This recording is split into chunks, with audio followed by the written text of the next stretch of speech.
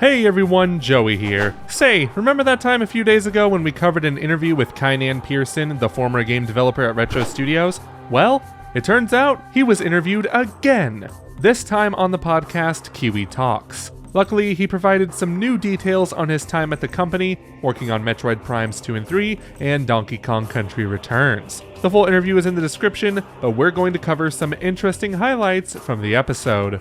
The first is that in the Metroid Prime games, the team would set up rooms and halls with docks that connect so that they can move them to a different part of the map and still fit everything together cohesively. To get these rooms made, they would start out building each room and hall with the docks first, and then they took 7 days to build one room in both light and dark, 3 days to build a hall in both light and dark, and 1 day to build pickup rooms like save stations in both light and dark.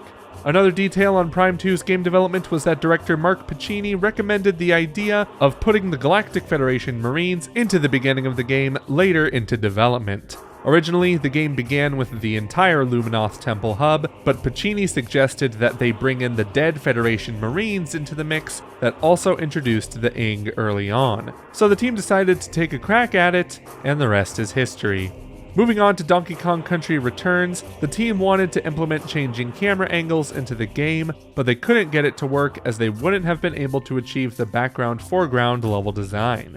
Instead, they put the changing camera angles into the sequel, Tropical Freeze. Also, the team that worked on Returns was, as Pearson described them, very hardcore about various games. Pearson said that the tidal waves in Tidal Wave Terror were based on an element from the first level of Super Ghouls and Ghosts, where a wave would come out of the background and then destroy things in the foreground.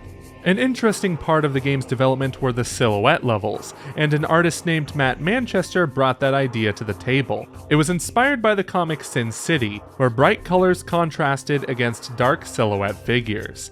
When asked if the Kremlings and K. Rool were considered as enemies for DKC Returns, Pearson said they always intended to create a new threat in order to differentiate their new DKC series from the old.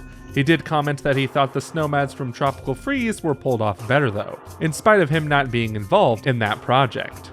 Finally, Pearson mentioned that he played Metroid Dread, and though he usually views games through a critical lens, Dread was the first game since he was a kid where he just sat back and enjoyed the ride. It made him look forward to the future of Metroid.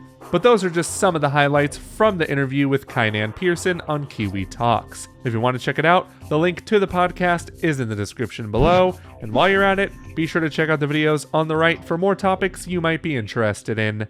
Until next time, bye.